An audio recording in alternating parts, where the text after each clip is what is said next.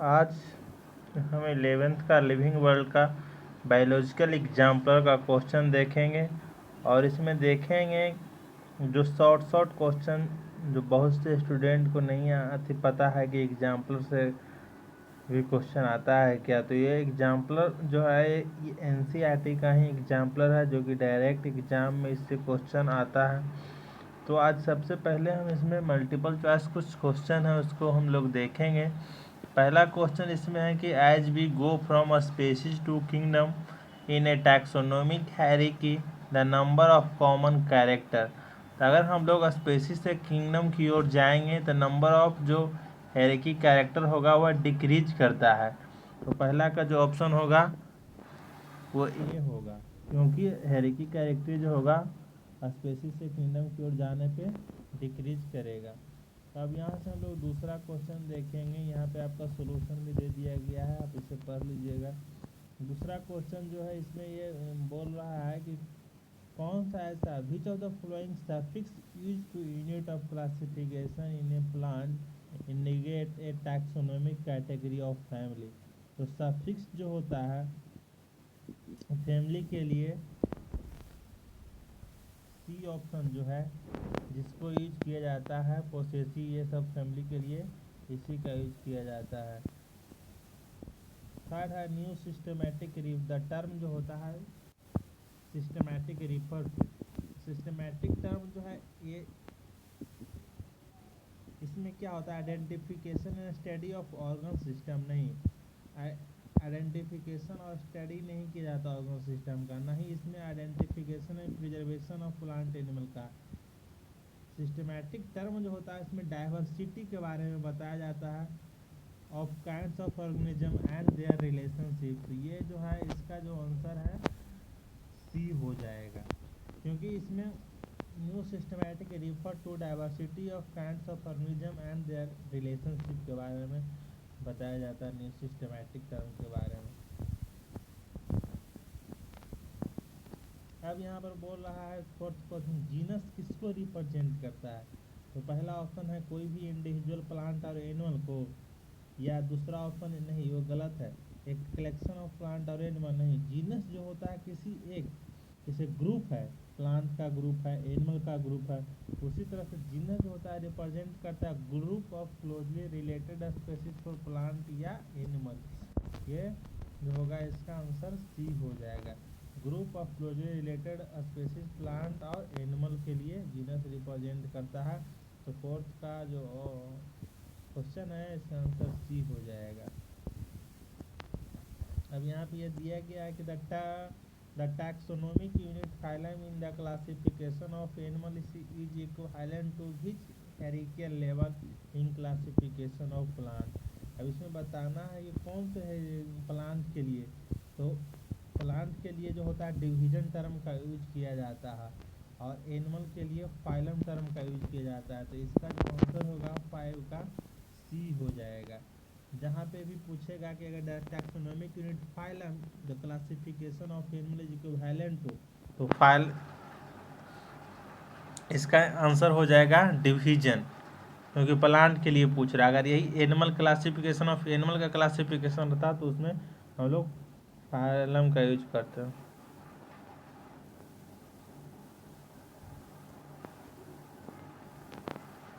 अब यहाँ से कुछ क्वेश्चन दिया गया कि botanical garden and geological park है, तो क्या collection of endemic living species only, collection of exotic living species only, या कलेक्शन ऑफ इंडेमिक। तो इसमें जो होगा collection of endemic and exotic living species होता है। बोटेनिकल गार्डन जो होता है इंडेमिक होता है और जूलॉजिकल पार्क जो होता है एक्जोटिक लिविंग स्पीशीज होता है। तो इसका जो आंसर होगा सी हो जाएगा। Botanical garden and zoological park जो होते हैं कलेक्शन होता है endemic and exotic living species का। अब यहाँ से दिया गया है आपको बताना है कि taxonomic is one of the taxonomic tools in the class identification and classification of plant and animal it is used in the preparation of। इसमें क्या monograph flora none of this, इसमें जो होगा आंसर सी हो जाता है, क्योंकि इसमें मोनोग्राफ और फ्लोरा दोनों का यूज किया जाता है। तो इसका आंसर जो होगा 7th का सी हो जाएगा। क्योंकि फ्लोरा जो होता है ना, फ्लोरा एक actual account of habitat and distribution of A plant of A given area. किसी भी एरिया में एकदम एक्चुअल अकाउंट और उसका हैबिटेट के बारे में डिनोट करता है फ्लोरा। उसी तरह से मैनुअल जो होते हैं, यह useful providing information for identification of name of species found in an area. किसी एक एरिया में ये बताएगा, इंफॉर्मेशन देगा कि इसमें कौन से पार्टिकुलर एरिया में कौन से स्पेसीज है, उसको मैनुअल्स बोलते हैं। लेकिन फ्लोरा जो होता है एक्चुअल अकाउंट, वो बताता है कि नहीं यहाँ पर जो यही चीज़ है तो यही चीज़ है, उसको बोलते हैं फ्लोरा। मैनुअल्स किसी एक पार्टिकुलर एरिया में, और मोनोग्राफ होता है इंफॉर्मेशन किसी एक टैक्सोन का, जिससे कि दैट इज या कोई जीनस हो गया या family at a particular time में, उसको बताता है मोनोग्राफ। अब यहाँ पे 8 नंबर क्वेश्चन है कि all living organism are link to one another because. जितने सारे लिविंग ऑर्गेनिज्म हैं एक दूसरे से लिंक होते हैं क्योंकि पहला ऑप्शन है they have common genetic material of the same type, गलत। They share common genetic material but to varying degree, yes. क्योंकि जितने सारे लिविंग ऑर्गेनिज्म हैं लिंक्ड होते हैं एक दूसरे से common genetic material but vary degree, अलग अलग डिग्री में वे वैरी करते रहते हैं। Which of the following is a defining characteristic of living work. कौन सा इसमें से है जो डिफाइनिंग कैरेक्टरिस्टिक को डिनोट करता है। तो हम लोग को 4 तरह का, जैसे कि ग्रोथ हो गया, रिप्रोडक्शन हो गया, सेल्फ कॉन्सिक्वेंस हो गया, रिस्पॉन्स एक्सटर्नल स्टिमुलाई हो गया, ये सब मतलब कि पढ़ना था लिविंग के लिए।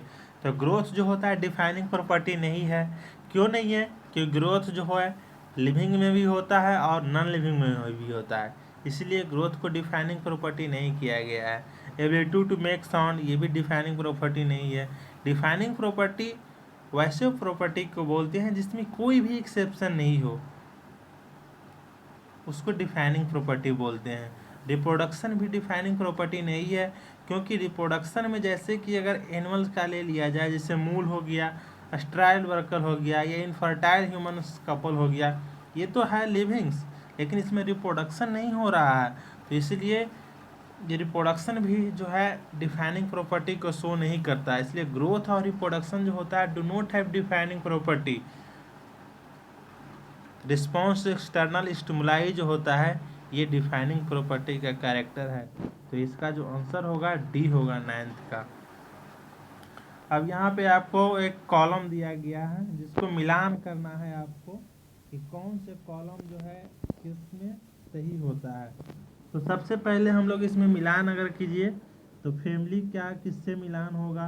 तो फर्स्ट सोलेनम ट्यूबरेसम जो है, तो सोलेनम जैसे ट्यूबरेसम हो गया, तो ट्यूबरेसम क्या है, तो ट्यूबरेसम जो है स्पेसीज है, एक के डी हो जाएगा। उसी तरह से सेकेंड पोलीमोनियस जो होता है ऑर्डर होते हैं, थर्ड का ई हो जाएगा। सोलेनम जो होता है जीनस है, आईसी का स्पेसीज हो गया ट्यूबरेसम, तो सोलेनम जो होता है जीनस हो जाएगा, यानी ई आंसर हो जाएगा।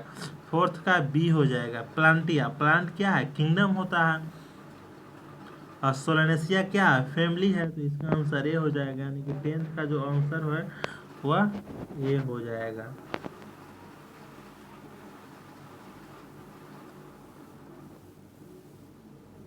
अब नीचे कुछ शॉर्ट क्वेश्चन दिया गया है कि Linnaeus is consider father of taxonomy. तो इसमें बताना है कि नेम 2 ऑथर का नाम लिखना है जो कि बोर्ड वुड में सीबीएसई के एग्जाम में आएगा। तो natural classification of flowering plant किसने दिया, तो जॉर्ज बेंथन एंड हुकर